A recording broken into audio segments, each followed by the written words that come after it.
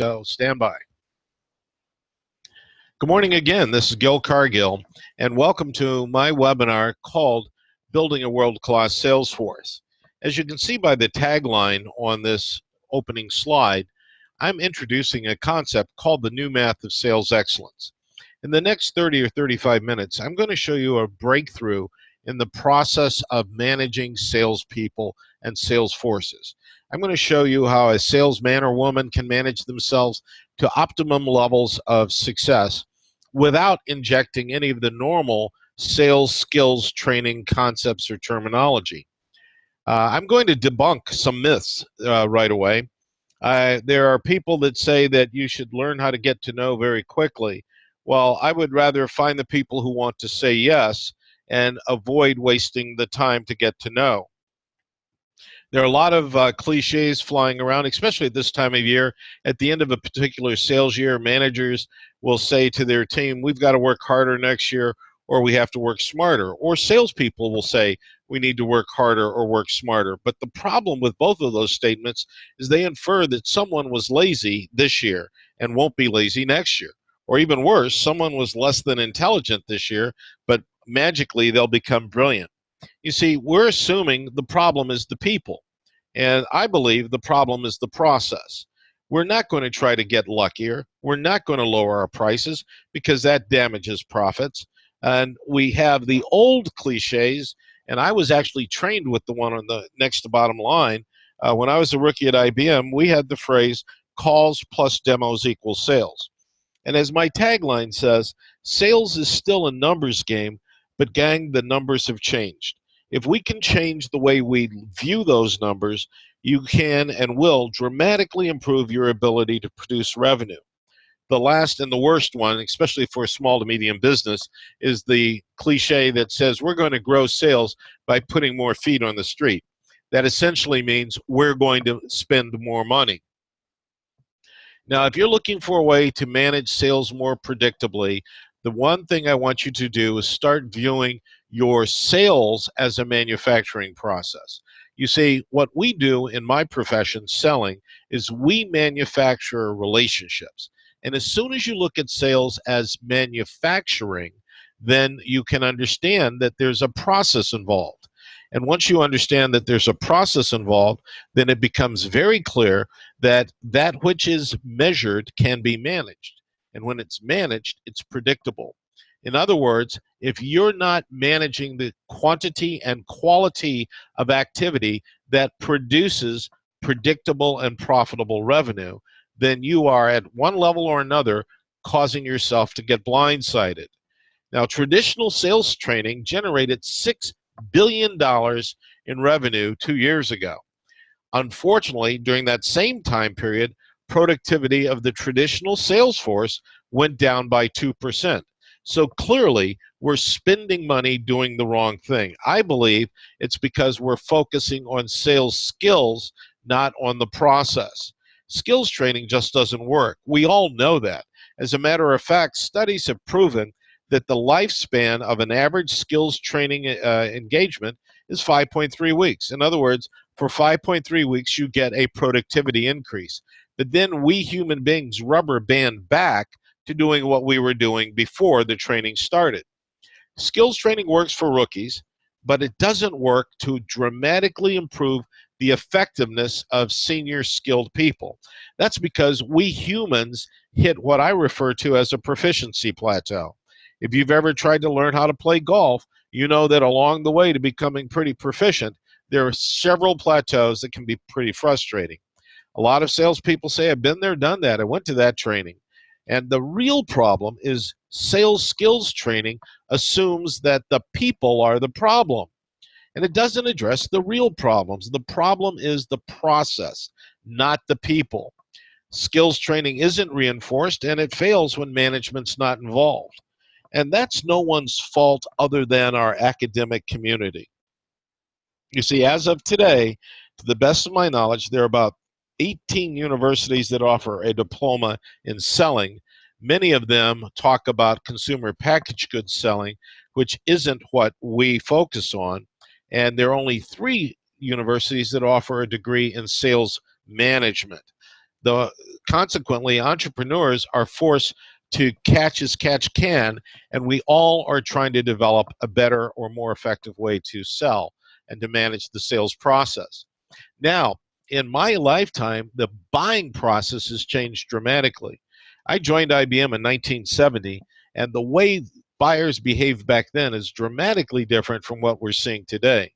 As a matter of fact, some studies show that 80% of the decision to make a buy has been made before the buyer talks to a sales rep. You can thank the internet for that. Consequently, buyers are more educated. Getting in touch with them is far more challenging than ever before, and they view most products and services like a commodity. Salespeople have become so busy doing non-sales tasks, and I'm going to show you an eye-opening chart later in this presentation, that they really don't have the bandwidth to pursue enough opportunities consistently enough to be able to drive their success. Now you're looking at the first sales force in Los Angeles that sold telephones. These guys didn't need a process because they had no competition.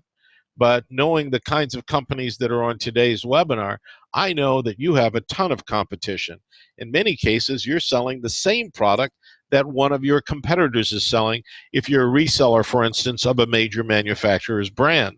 So the process of finding, acquiring, and retaining profitable revenue is really what it's all about. And we have to get past the simple approach that these guys have, illustrated by their sign, which is, have you a telephone in your home? Because of the process, the average man or woman spends 10% of their business life, they pursue only 10% of the available opportunities. That's not their fault. They're not lazy, but the process of finding and getting in touch with those opportunities is so outdated and so inefficient that they can't sell more. The process is the key, and we are proud to announce that our Building a World-Class Salesforce program focuses on fixing the process. When you control the process, you control your destiny. You won't have to guess, do we need to put more feet on the street? You won't have to guess, do I need to put more money into lead generation? You will know what's working and what's not working. Without metrics, without a process that's defined and measurable, you can't manage other than by reacting. You see, small to medium businesses have what I refer to as a sales conundrum. The smaller the business, the more this conundrum causes people to look like the gentleman on your screen. They're frustrated because they don't have enough time to do everything that needs to be done. Many small businesses have what I've nicknamed as a sales prevention department. You see, that sales prevention department inadvertently reduces the amount of selling time, and then that reduces the ability of salespeople to generate revenue, and that conflicts with their goals. Frequently, they've been hired without consideration of their DNA. Managers hire people who I refer to as caretakers or nurturers, but they expect them to operate like a hunter. That's sort of like hiring a chess champion to play in the NFL. It probably won't work out very well. There's a low ROI when you have to do multitasking in sales, and there's an even lower ROE. ROE stands for return on effort, and that causes salespeople to back away from selling opportunities that can't close or won't close very quickly. You see, our approach to building a world-class sales force is all about establishing the metrics.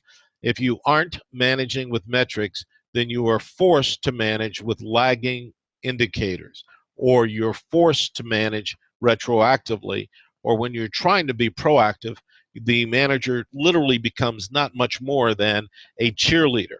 If you have metrics, you can inspect the quantity and quality. It allows you to build in accountability. It allows you to guarantee your success because you can measure and predict the permanence of the results. And it actually becomes easy for you to get your first sale when you're focusing on the results. And I refer to a prospecting letter as a veto, very important top officer. If you're looking for a way to build your company and to grow your top and bottom line, this approach will be for you. If you are frustrated because your forecasts aren't accurate, That's because there's no process. And let me stop for just one quick second. I'd like you to look around your office. Find that sales playbook. You know, the one like your high school coaches and college coaches put together for whatever sport you were in. Do you have a playbook that shows everyone in your company, everyone that's involved in finding, acquiring, and retaining customers? Do you have a playbook that shows everyone what they're supposed to do? If your team suffers from the inability to prospect because there's little or no time available, you need to change your process. If you have a small reach or frequency in touching your database, you need to change your process. If you don't know how big your database should be, you must change your process immediately. If you aren't considering the lifetime value of your accounts when you invest in sales and marketing activities, you must change your process. If your team is closing inconsistently, or if you're facing a lot of turndowns, you must change your process. You see, building a world-class sales force will overcome hiring mistakes. We eliminate a phenomenon that I've found that occurs in many companies of overpaying for underperformance. If you have these missed forecasts, as I just mentioned, this will eliminate that stress because forecasts will become far more predictable when you have rules in place.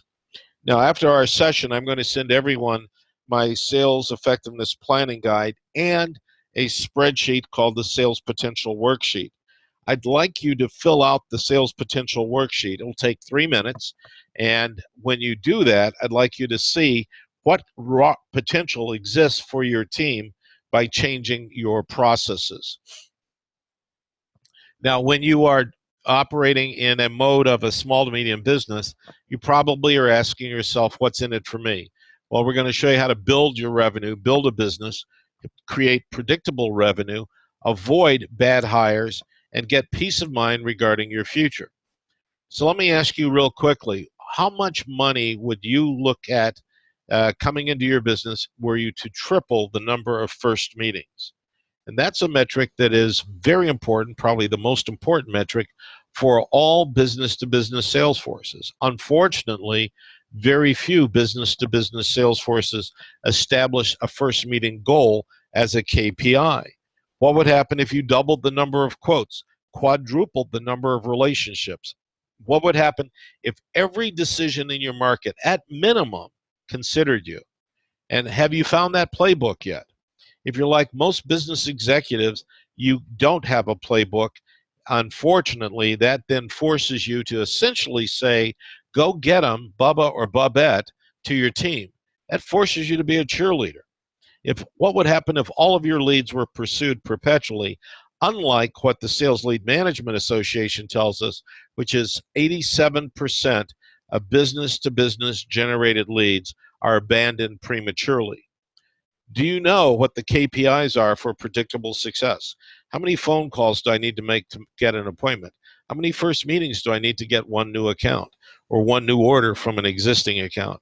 Do you understand why you're discounting? And if you are discounting, why are you discounting so much? You see, I find that a lot of people discount because they fail to communicate the value of the company.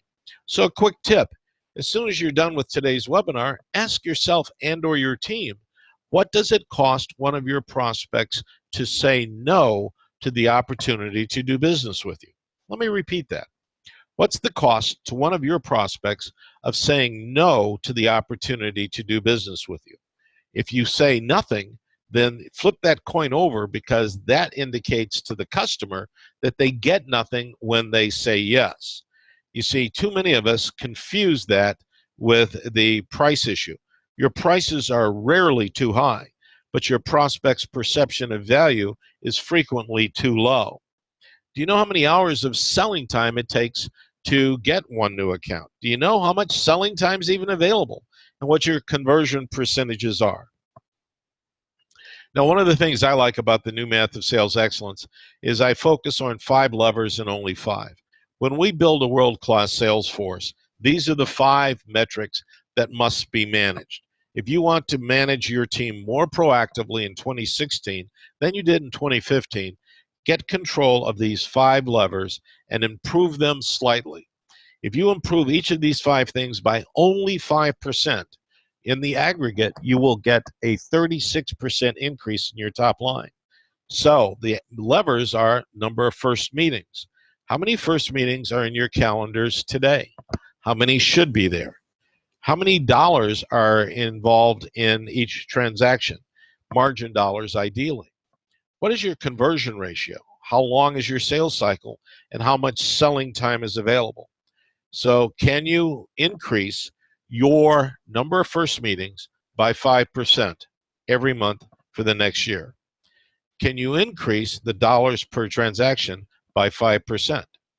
Can you improve your closing ratio by 5%? Can you shorten your sales cycle by 5%? And can you give yourself 5% more selling time? If the answer to those 5 questions is yes, then next year, this formula will convert into a 36% increase in the dollars generated by your sales force. Let me walk you through this algebra real simply. But this produces leverage, and leverage is where you want to be. The number sign refers to the number of first meetings. The number of first meetings is driven by your consideration rate, the lead flow. Now, you can hire more salespeople, but I really advise that you don't. Closed loop marketing will generate more first meetings for you when you automate it. And the cost of this technology is so low today, it's a sin not to have a marketing automation platform driving your closed loop marketing activity. If you have more first meetings, you'll be able to sell more. Now, this looks like the front door to a lot of companies today. There's an armed guard standing there with a very mean look saying that he doesn't want you to get in.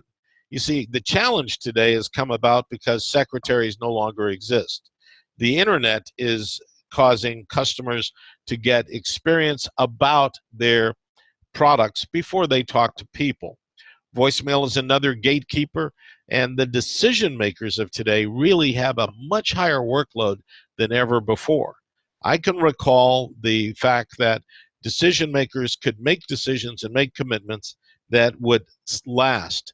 Today, a decision made could be changed by priorities within a few days. Now, we want to multiply the number of first meetings by the dollar per transaction. And when you increase your fees and prices, again, by 5%, it will increase the ability to generate profit. If you're losing sales over a 5% delta, then I would argue that your customers don't know the value you're producing.